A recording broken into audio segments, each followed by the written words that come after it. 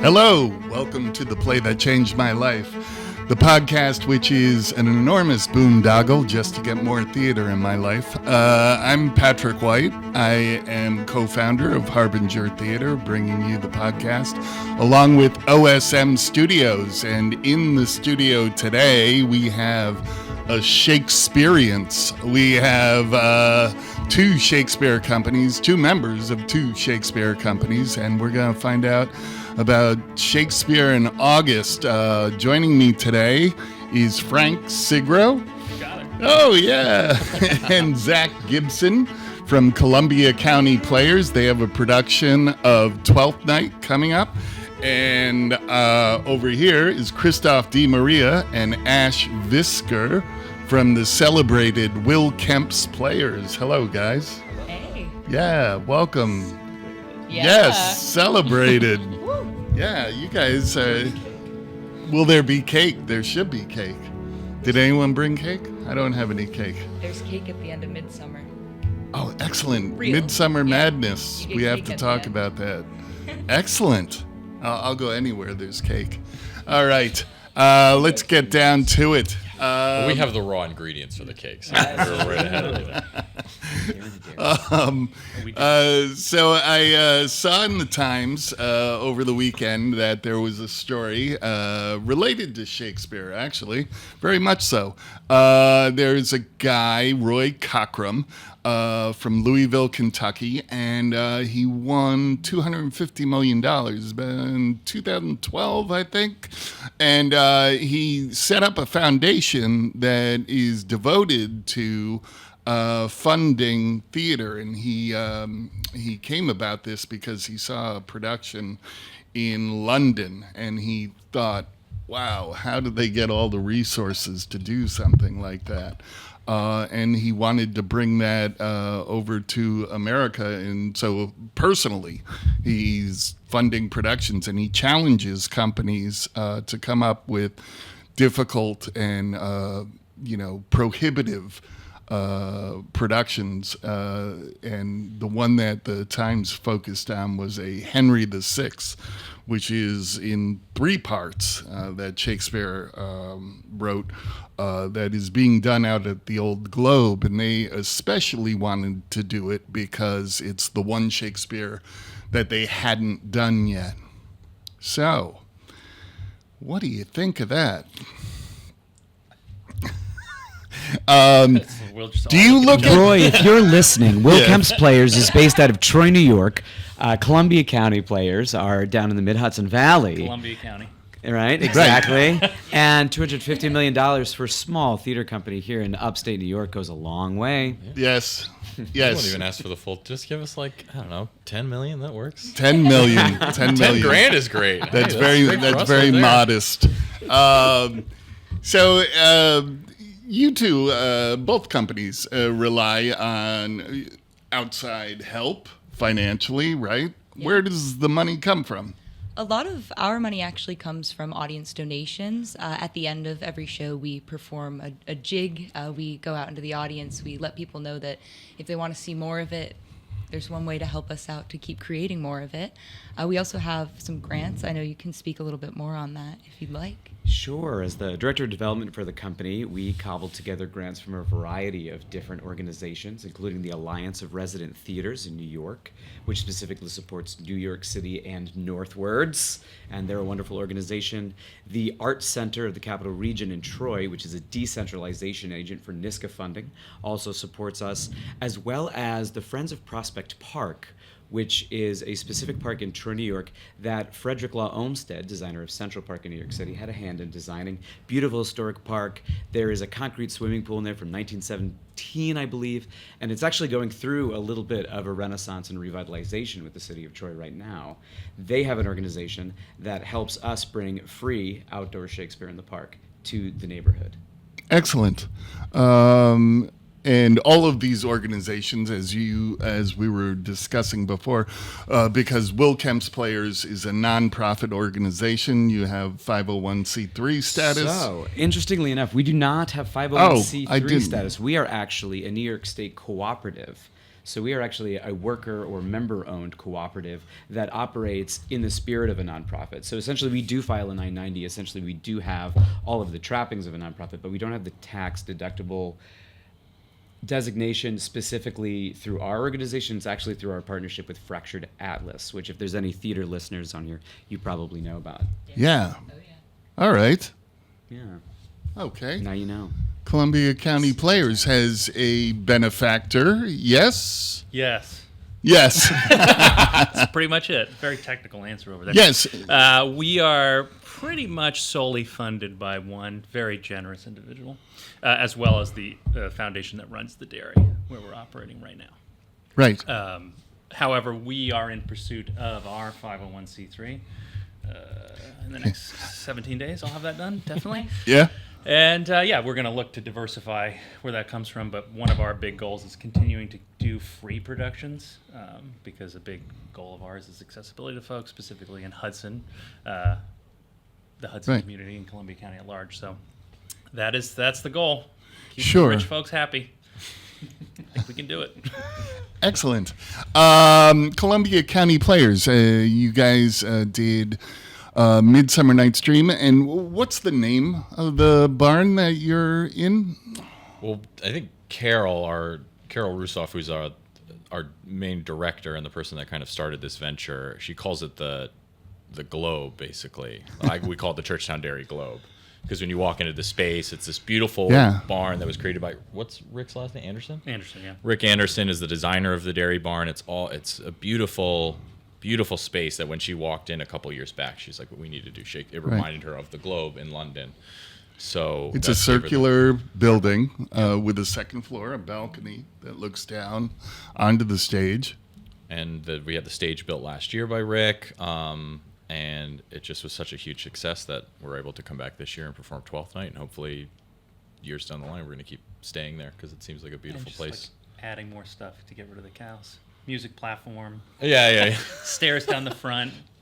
Yeah, we're It's getting really more elaborate every year. And you were there last year, so we're utilizing the moat more. I think our person who played Puck, Lin Yi, utilized the moat a little bit, but this year we're really trying to organize to make it more accessible with audiences, because I trained over at Shakes & Co. So with that is like the audience participation in Shakespeare, like that's Shakespeare to me. It's not this idea of proscenium theaters where there's a fourth wall. It's basically, it's you and the audience, you connect with them. And that's what I teach a lot of the newer actors that we work with, because we have what I called seasoned professionals and people that are just have never touched the stage first before. time on stage. Yeah, which is really something really for me as somebody that wants to get into education. Being able to like see the spark in their eyes light up when it's like, no, this monologue, Viola, you're talking to the audience. Talk to me right now. And then you just see it click in her head. And it's, for me, it's so satisfying just to watch that and watch that exploration from those people. So, Excellent. Yeah. I saw some interactions going on over here, and you guys were lighting up. Yes. We got excited.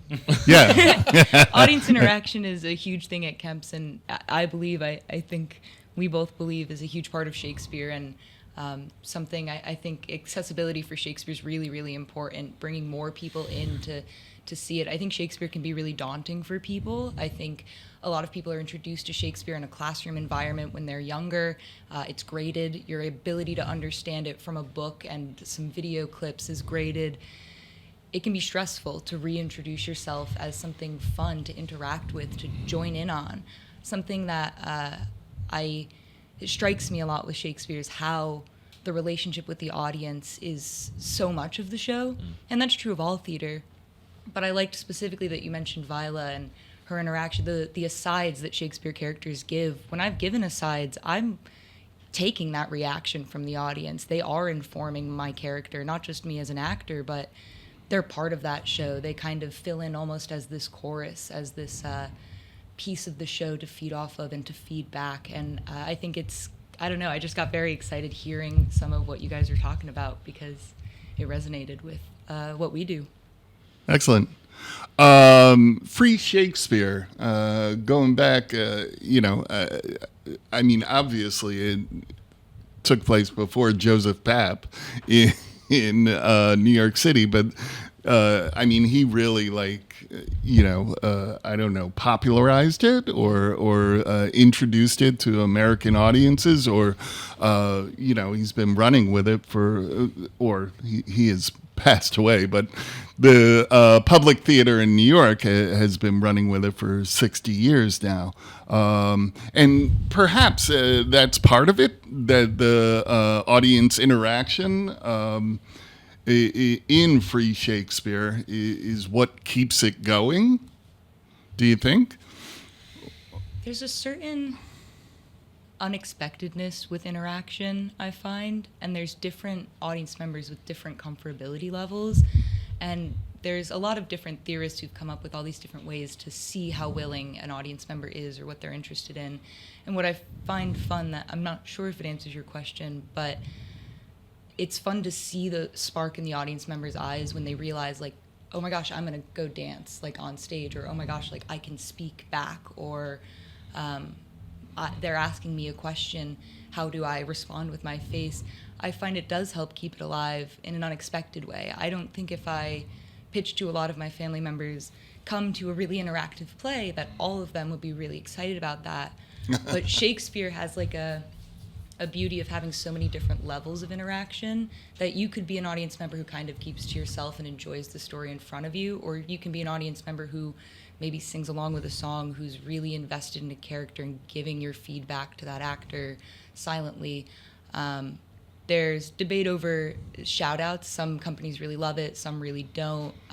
But I've been in a lot of productions where an audience member has even gotten vocal or joined in on some of our singing and dancing.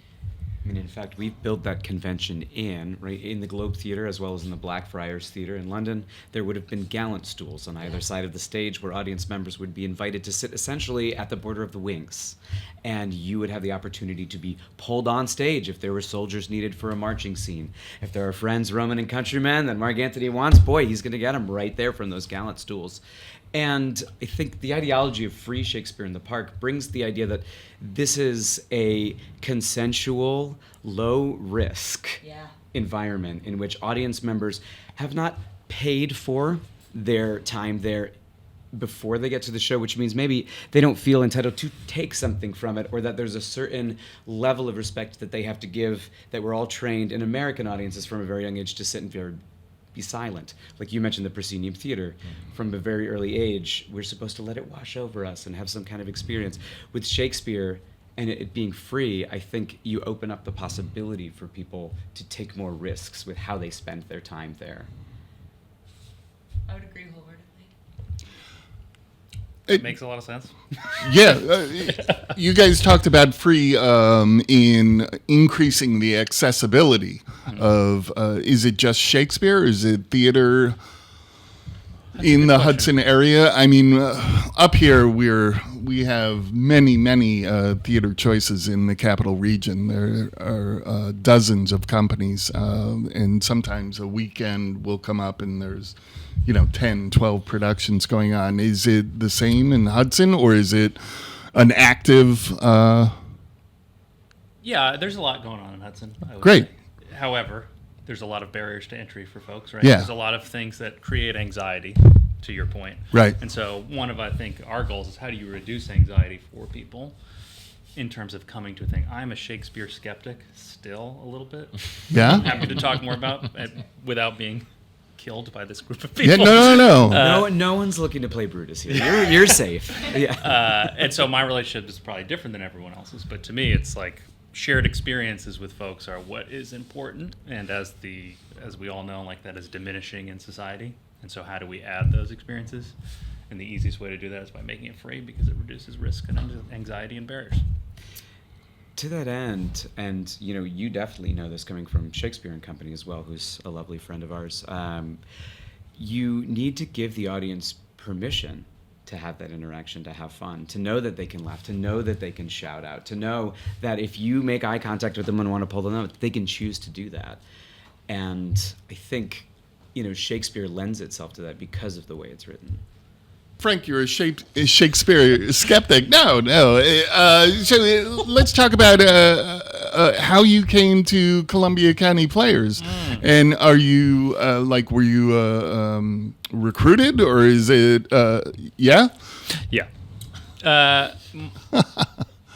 I've known Zach since we were 4 or 5 years old. Yeah. Great. Yeah. And we reconnected, I think, like mid-pandemic. Oh, yeah. Just about like, maybe the world was ending, so it was like, hey, let's reach back out. And I had spent most of my career in the music business, working at Bethel Woods Center for the Arts for 15 years.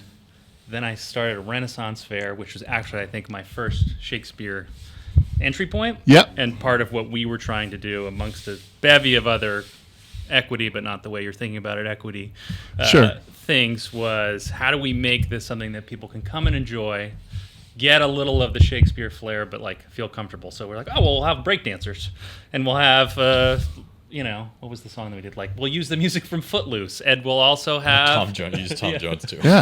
like, Breakdancing. how do we bring some of that stuff in where people are sort of getting the feel of Shakespeare, and like, here is the entry point for someone to feel comfortable in a kind of a very interactive environment, right? Where you're passing the hat, you're doing all the same stuff. And that was like a little bit of like, oh, maybe I could be into this because I'm like too stupid to go watch actual Shakespeare. And then I went and saw Midsummer. I sat on the floor, which was an absolute nightmare for my back. Yeah. It's a tall individual. And, I thought it was really great. And it was my first time, I think, absorbing it in a way where I felt like sponge-like and comfortable. And then Zach was like, oh, the producer last year left, and like, do you want to do this? I was like, sure. And so here we are. Yeah, I mean, it's like Frank, I've known him since we were little kids. His mom was like my second mom. We did theater in high school and elementary school and middle school. We don't talk about that. Damn Yankees. What was the high? Simon. What was the high school musical? We did. Yeah. No, there Those was sound fun. Many. Grease. Oh. Fun. Sound of Music. It's just standards. Yeah, the standards. Well, you guys The did Music American Man that one year. I classics. didn't do it. Yeah. But yeah, Carol was like, she reached out to me in I think December. Wanted me specifically to play Malvolio, and she's like, I want you to play Malvolio, but do you know anyone that wants to assistant direct? Do you know a producer? And I was like, well, Carol, I love directing, so I can try to do both, but I'd rather be directing. Again, I'm still doing both right now, which is a challenge, but I think it's a good challenge that's testing me about how to do multiple things.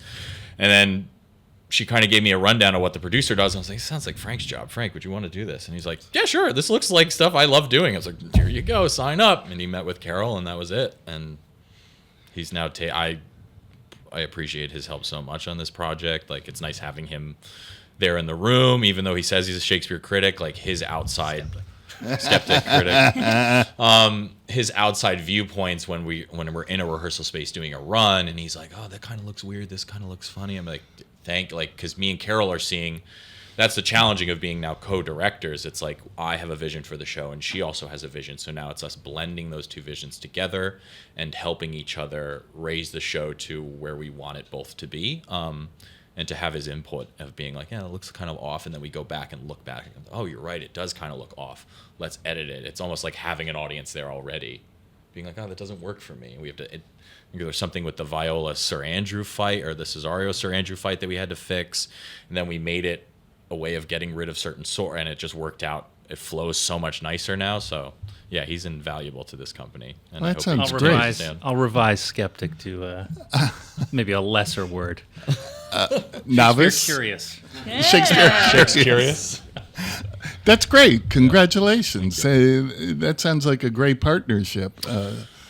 Yeah. To have both sides. To have someone who's not as experienced as well as you and Carol, who are steeped in the story.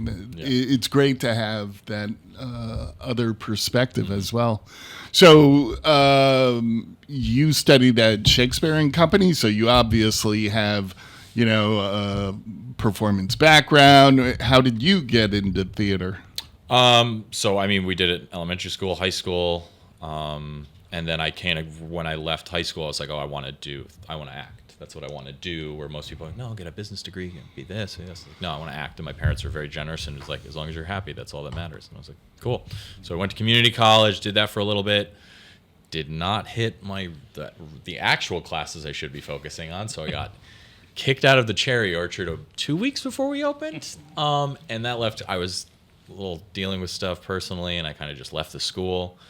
Then I went and I followed the Warped Tour with a band, and I did some tours with musicians. I was in a couple bands, and when I was like 21, 22, I was living in Newburgh at the time, and I just had this thought of like, I want to do theater again. I miss it. I miss doing it. So I signed up for SUNY Ulster, did their acting classes and theater classes there, and then went straight to New Paltz. So I graduated New Paltz in 2019. Then COVID hit, which I know people I know COVID was drastic for a lot of people. It was terrible for a lot of people, especially the theater business. A part of me did feel honestly so relieved that I didn't have to go and hustle down at these auditions in the city. I could finally, there was time to breathe, It's like, Right. Oh, you can sit back and like kind of restock your life. Where I was going to work still, I'm a produce manager at a small health food store, so I was dealing every day. I was going in dealing with masks, bagging up the bulk section, all this hectic stuff in this wild time. And during COVID, I was focusing on music. I wrote an electronic dance jazz vibey album, not released. I just kind of did it for myself. And then I started watching RSC productions on, I think it was either digitaltheater.com or there was a Broadway one, I think, that had RSCs for a while. And after watching those productions, especially watched this Hamlet production with, I forget the actor's name. It was phenomenal.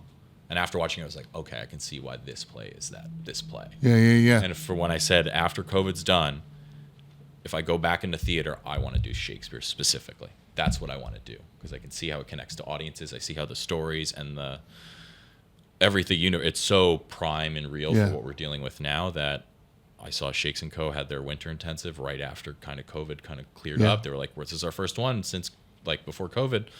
I was like, let's do it. And I jumped in, and now we're here. I love COVID-inspired stories.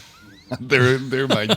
I get so excited about them because I was writing a reference for someone this morning, and she started taking my acting class, which I kicked back into gear in September of 2020, and I was writing it and thinking about, she was a stranger coming into that room, and it was like a socially distanced acting class at the Albany Barn, and I was thinking, boy, that takes something, and when I was writing this, I was like, boy, it feels like a long time ago, but and what COVID has done as far as how we look at what we want to do in our lives and how that's affected, what we're going forward and what we have time for and what we, push aside and what we want to spend our time doing. I think it's great. Congratulations. Kristoph, I don't think I know this story. I know Kristoph studied with my partner many years ago, yes? Many years ago, Chris Foster at Schenectady County Community College. Our stories are kind of similar. Community colleges, they're great. They are great. Great. How'd you get into theater? Like these two, I first discovered theater in grade school, right? I was Robin Hood and Robin Hood the Musical in 6th grade. Brag. Had a high soprano before my voice dropped. Oh! My mother probably has Robin that Hood's a VHS soprano. somewhere queued up, ready to go to embarrass me to loved ones. But from there, it built a confidence that led me to discover other musicals, Guys and Dolls. We did an Alice in Wonderland, Pirates of Penzance, and then through high school, Romeo and Juliet, West Side Story, a lot of American classics, right? So that led me to want to either go into acting or go into music when it came time to graduate high school. And I actually chose music. I enrolled as a vocal performance arts major in Schenectady County Community College in the music department. But I met a guest of your show as well, Sandra Boynton, who at that time was the department chair of SCCC Theater. And she opened my eyes with what was a one-act play festival that she called Poland, because basically her philosophy was, I can put Poland on a sign, I can drop it on the stage, and that's where we are. It included the play Botticelli. It included Terrence McNally's Witness. It included Medea. It was such an eclectic survey of theater history that I had no idea existed, right? My first experience with theater is like, yeah, Shakespeare's out there. And then there's American Broadway musicals. And that opened me up to a lot of exploration. She taught us what she calls original practices Shakespeare, which is also what Shakes & Co. talks about. I'm sure this is probably a lot of what Columbia County Players involves as well in your process, yes? Yeah, it's what I'm definitely...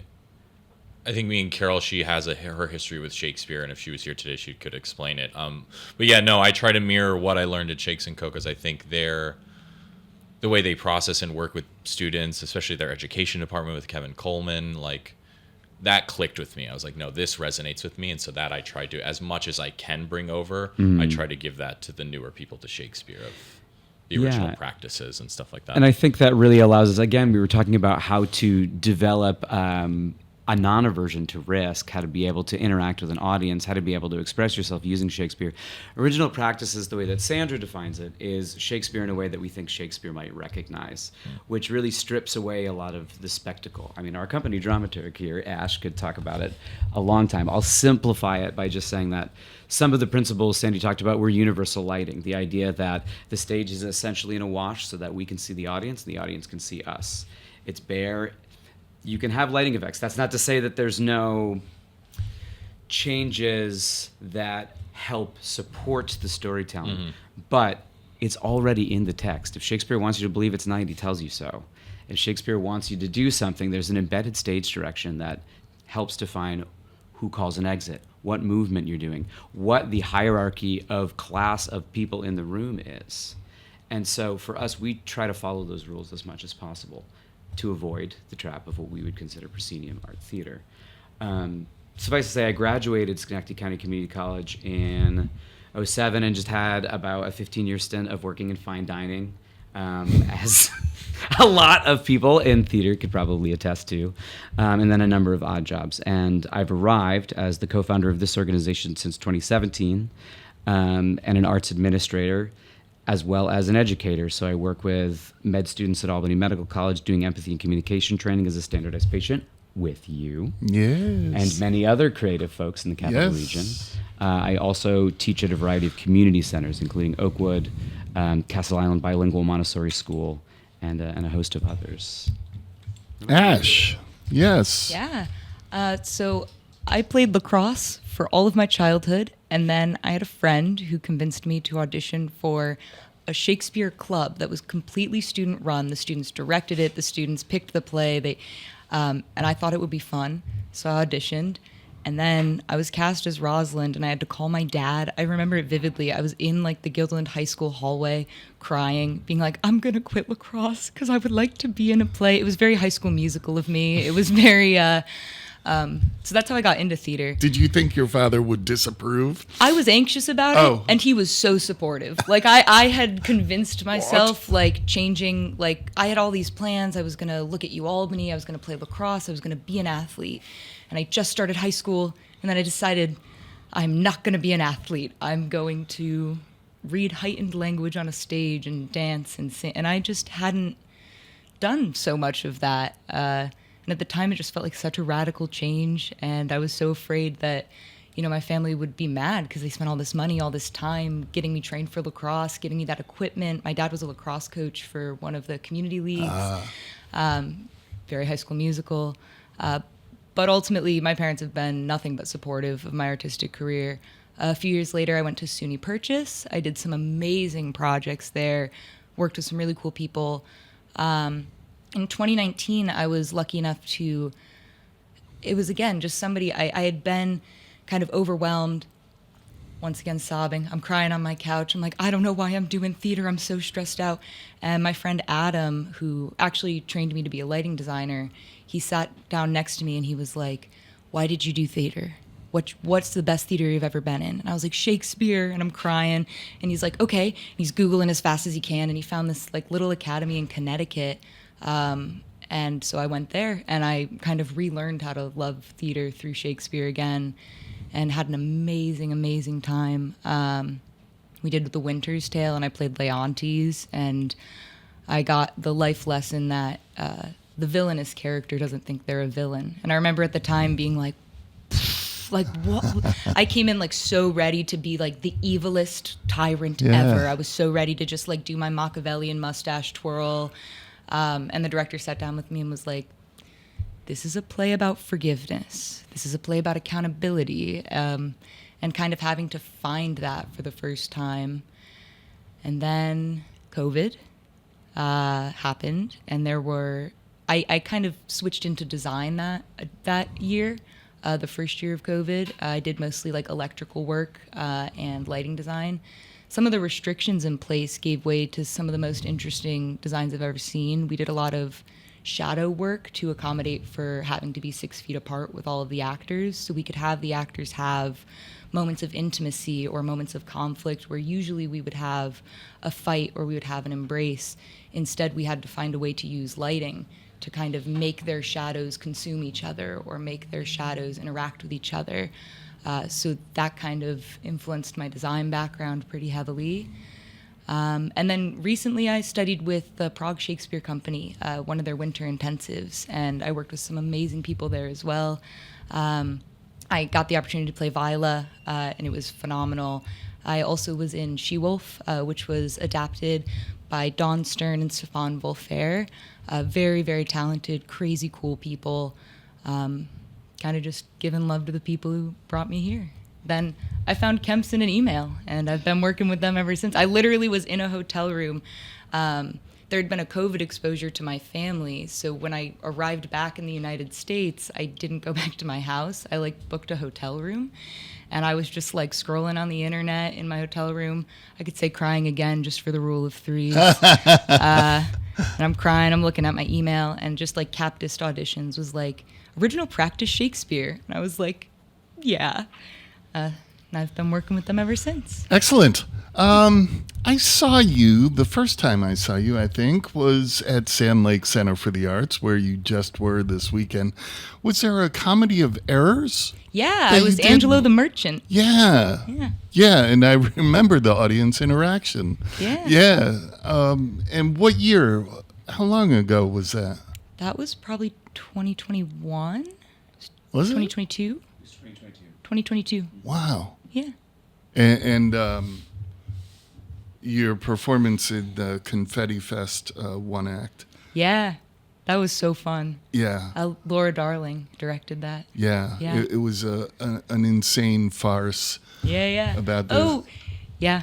About this country going under, and there was just. Is it a farce?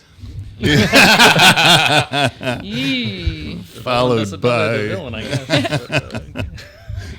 What is it? Farce followed by history is whatever it is. Yeah, those tragedy. Whatever. 12th night. So tell me about it. It's being done in this dairy barn, and you have 16 actors. What was the casting process like? I did most of the casting process. Basically, what we do is just have open auditions, so anyone can come audition, no experience necessary. You don't have to even bring a headshot or resume. We take your picture there. We have a form that says, like, what's your experience with Shakespeare, any special talents, juggling, dancing, singing, whatever. And then we just did them right in Hudson and just had a plethora of people come through, and some people that I knew personally, some people Carol knew personally, cast that was there with us last year, and we just kind of decided from there, and we picked our people from that lot. It was just people. We had a strewn. I think we printed out way too many of the monologues, because like for Midsummer it's easy. They had like 3 specific monologues versus 12th Night. I wasn't sure about, like, I don't know who to, you can't. Viola can't cover all the other women roles in the show. Like Malvolio can't cover all the male roles in the show. So I had to pick different things, picking the sides, and just testing it out. And people came in and surprised us, and we're like, wow, this is very. People. We had our Valentine is actually from Albany. Who's that? His name's Sidesh Patel. I don't know. He doesn't do. He's brand new to theater. Oh. Brand new. But he. You know who I saw at Midsummer? I don't know I think he was running sound. Shane. Oh, Oh yeah, nice. Shane was he Yeah. was the assistant director and stage manager last year. He's the director of Pericles. He's told me he was doing Pericles, and I wasn't sure where. Oh yes, Shane. Yeah, Shane, if you're listening, I miss you. Come back. Shane's wonderful. Yeah, Shane he was great last year with us. And I'm hoping in the years future, I think he wanted to do last year. He was like, I want to do Merry Wives of Windsor. I was like, there's a part of me that wants, like, I'm already thinking about what to do next year. And I don't want to do all the hits first, I don't want to get them all out of the way. Then it's like, oh, well, we have to do all the histories now. Like we did all the good. You have to do the histories. Like, so I want to start, since we just did Midsummer, now we're doing Twelfth Night. It's like, all right, we can do another comedy, or we can start going into the plays that are like, all right, like, I love Timon of Athens. So does Shane. Yeah, this is amazing. What a Yeah, wonderful I was like, tragedy. even though not many people would do it, like, or understand what's going on, like, I love Timon of Athens. I think the show is very timely for what's going on right now. Yeah. Yes. But we can do, there's that option. There's part of me, I love Labor's Lost. I would love to do that show. Just do some, like, Carol would love to do R&J. I also would love to do R&J, but, like, do we want to do all the good ones right out so who knows? We could possibly do R&J next year, but I'll say Yes. they're all good ones. All great ones. I'll fight you on that. No. all right, we'll meet you outside in 24 minutes. yeah. I think you missed one thing in our casting process, which was, and I'm sure this happens everywhere, but I think it would behoove us to labor about it, which is we feel that a pluralistic cast of various experience levels creates a better production, right? Like where the seasoned people learn so much from the new people. And so we have been very intentional about how do we reduce and change people who have been excluded from this for so long by bringing them into the process. And I think one thing that the Midsummer production did so well was like, we don't know what we're doing. We'll just take anybody. Right? Not that you weren't excellent. In fact, I would not be here if you were not excellent. But I think we sort of started like within Hudson, like an understanding that these people will work with anyone regardless of their experience level. And so I think we've been able to bring a lot of really young and fresh and people who are like off the street, saw a flyer and like, I don't know anything about this. And sort of cultivate them in an honest way into, doing this work. And I think that needs to continue to be part of our process. Thanks, Frank. That's why you're here. No, that's great.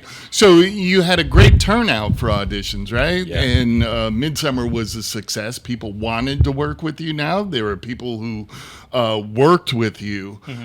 So now you're having an audition, and you have people of different levels of experience. Someone who may not be, who doesn't have the stage experience. How do you cast them over someone who has the experience? And are you looking like which role, or how do you choose?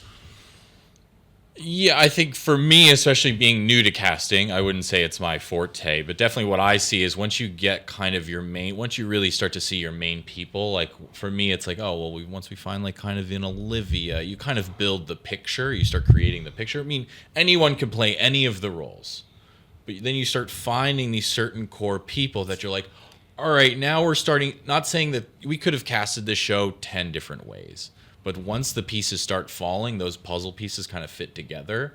And then we start going with like, are you directable? Like, it's wonderful you came in audition, but if you can take like a couple notes of me just like trying to alter you to see if I can get you to do something, like that's like, okay, cool.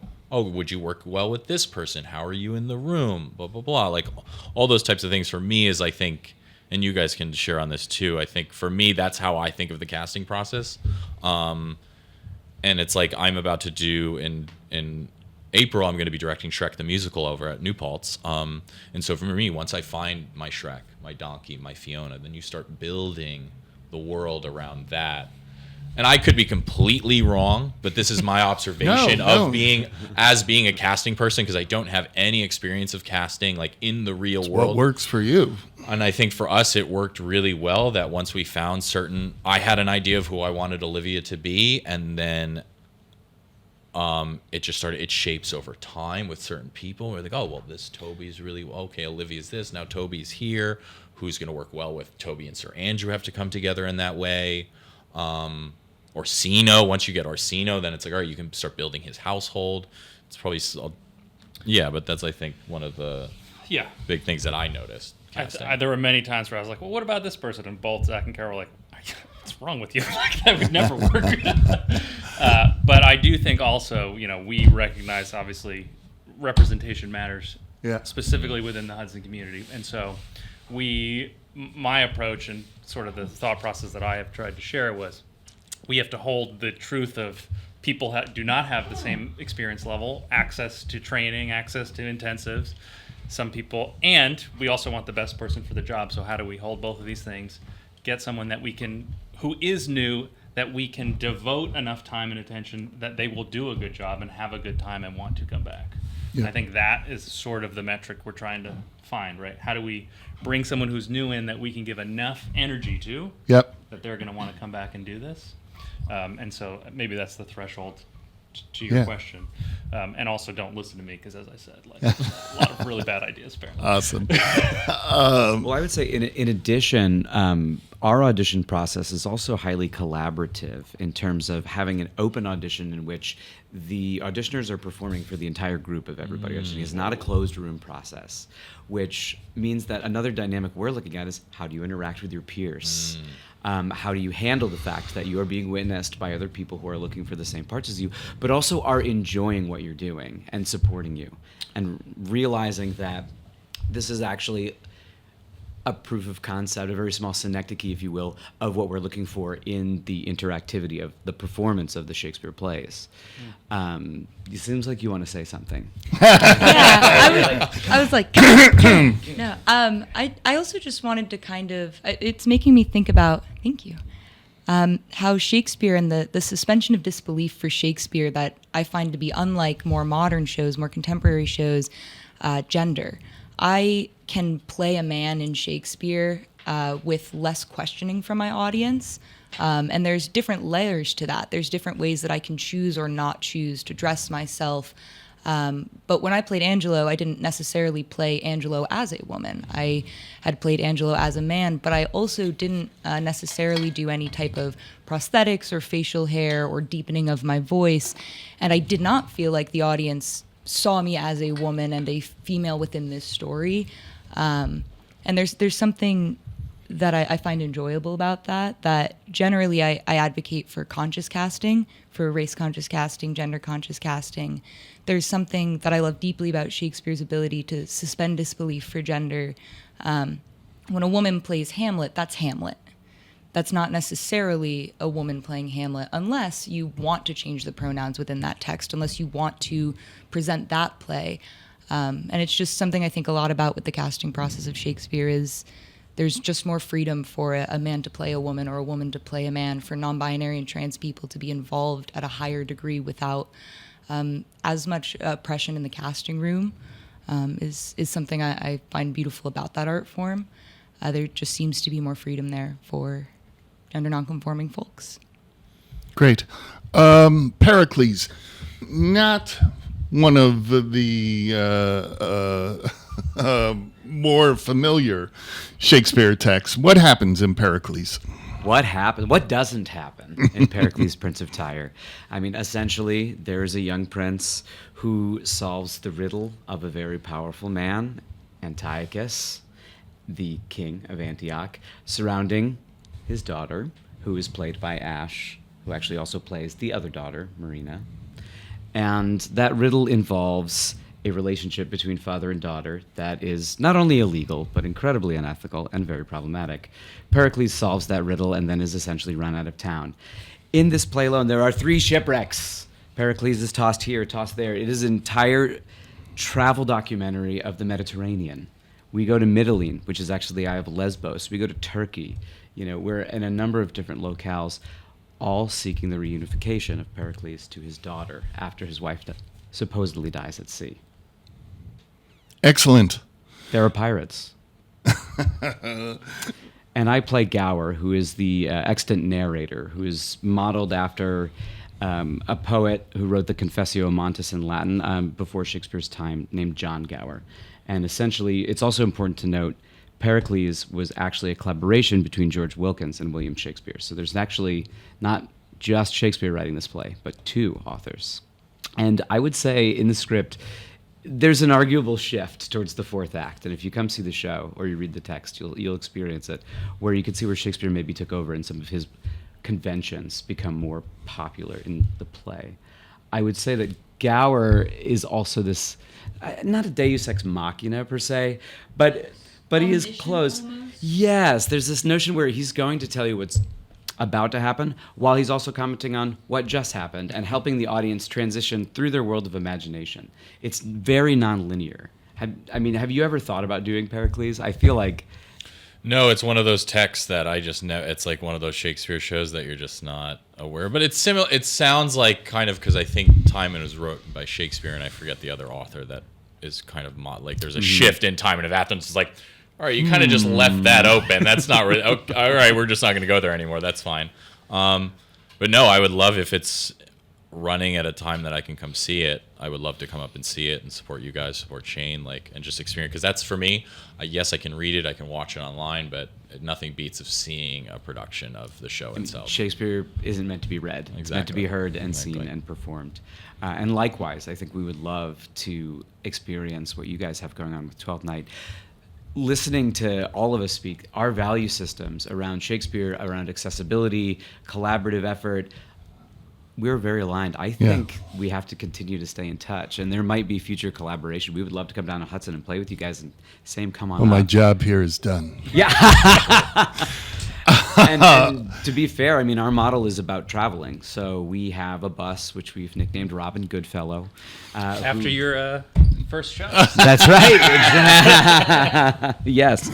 Who goes, as far south as Hudson. We have performed at the little gazebo on the river there back in 2017. We've gone as far north as the Southern Adirondacks in Northville and the Sacandaga Lake region. We've gone west to Amsterdam and basically everywhere in between. So we would definitely come down. That's definitely something, especially in years. We are also, we are with approval. We're probably going to start producing at least 2 shows a year. So we're thinking about doing a staged reading by a local playwright named John Paul Porter, who is in the area. So that would happen right after we close, while the stage is still up before the cows come home. They would just do a staged reading of his show there, and then if all goes well with that, we would still hold our free Shakespeare every year, and then try to do what I like to say is satellite productions. There's the Park Theater in Hudson, which does live music. They also do stage readings, but they're actually getting funding to open up and put a real theater in the back, I believe. I haven't seen the... Oh, that's fantastic. Yeah, there's also the Hudson Opera House, which I know does more music and stuff, but you just walk in there and I'm just like, I need to do a show in the round here right now. And so hopefully one day that can happen, where we just do these productions, or if it's you guys could rehearse up in Albany, and then you have a week load in of here's the space, have fun, Columbia County, and we could just have a collaborative experience, which I think would be really nice. Yeah. So we got the plot from Pericles. I think for all the Shakespeare skeptics out there, we might need the plot. Shakespeare Curious. We have to keep up. We have to get the plot for 12th Night. What happens in 12th Night? So 12th Night, there is also a shipwreck. Only one, though. Well, technically, there's 2. There's 2 shipwrecks. Are there pirates? Actually, yeah, you could say Antonio is a pirate. So there is the Duke of Illyria, who's Orsino, and there's the Countess Olivia, the 2, I would say, royal families of Illyria. In Olivia's household, there is Malvolio, who is the uptight steward. Maria, who is her serving woman. You have Fabian, who we have dubbed Phoebe and Anne in our production. It was Faye and Anne, but now it's Phoebe and Anne. We lost a person. Yeah. they're her Uncle Sir Toby Belch and Sir Andrew Agutique, who Toby tells to come woo Olivia. And then in Orsino's house, there's Valentine and Curio, who are the serving folks of Orsino.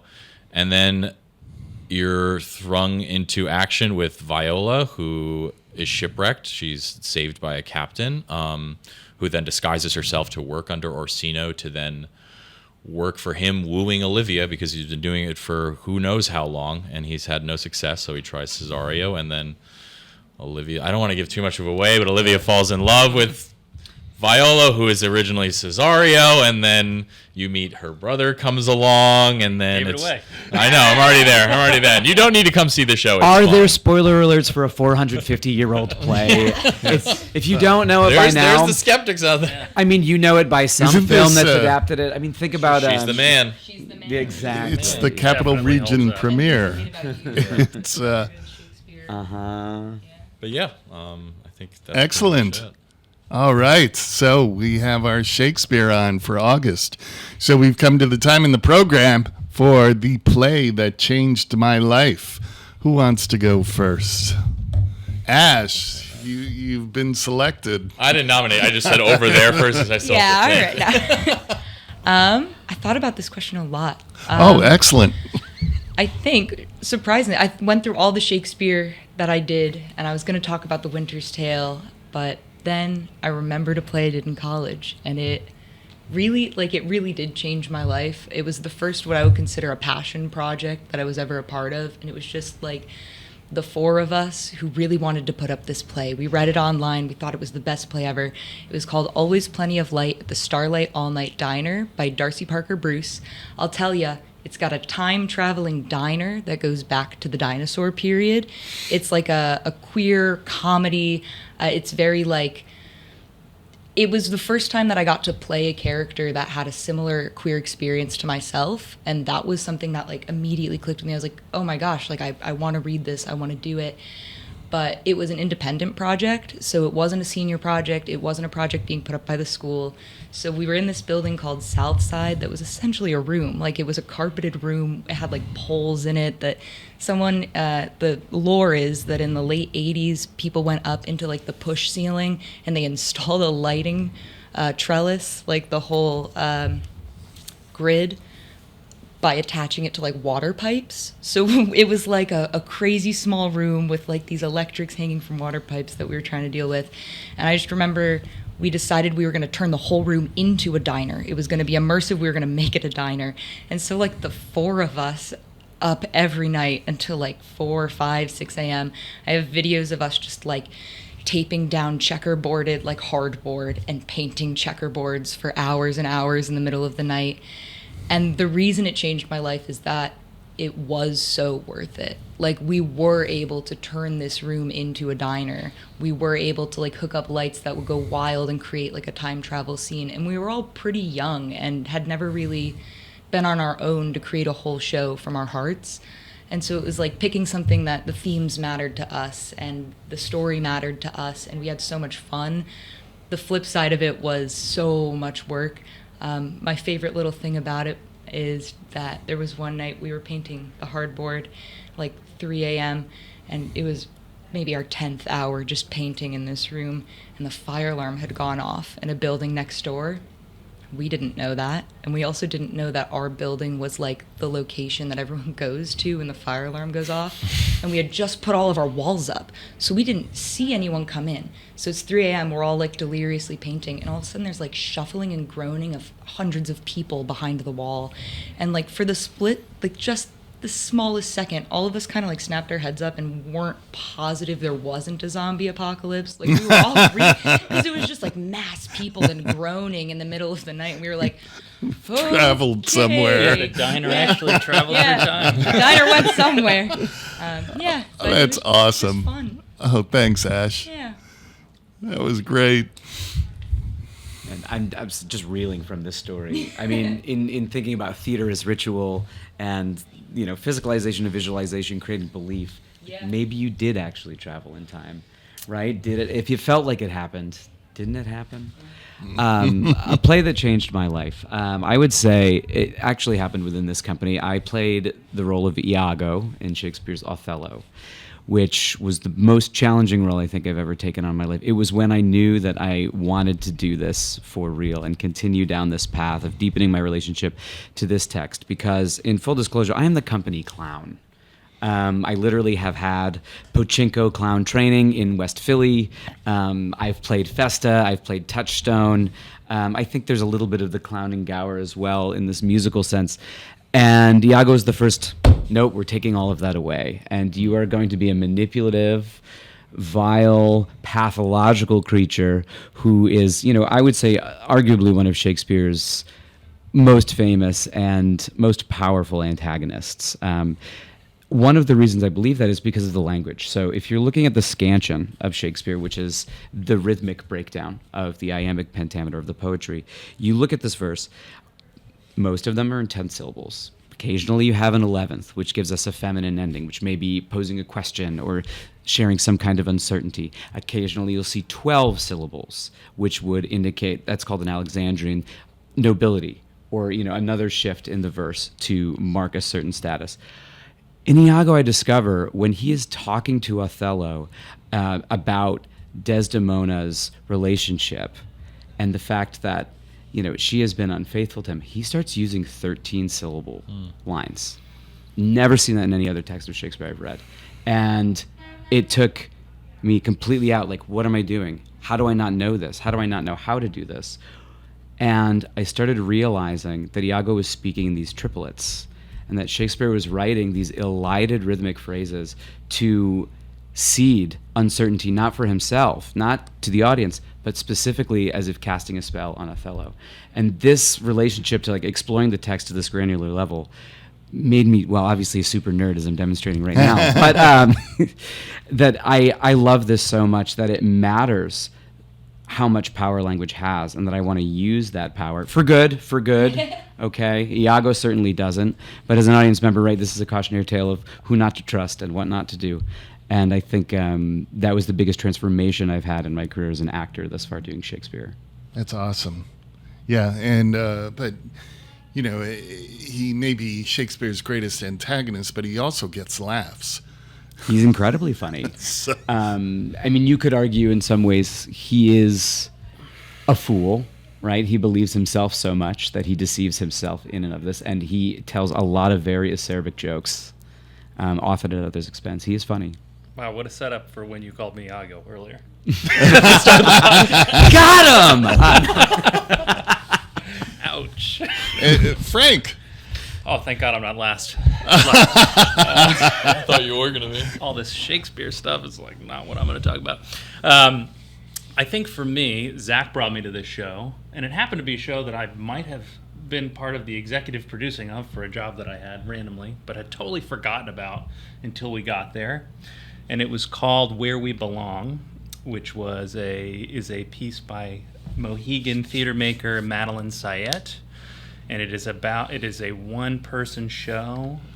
Are you familiar? Yeah. Yeah. Yeah, it was at the public... It went to the public theater also. Yeah. They did Hudson Valley Shakes also did it. That's where we both saw it. But I worked for the executive production company before starting the Renaissance Fair because I've done a bunch of weird stuff. And we went, and it was just such at that time in my life, what was going on was radical shifts in what I cared and thought about and how I participated in a bunch of... Am I allowed to curse? Terrible shit. Oh, yeah. In corporate America, whatever.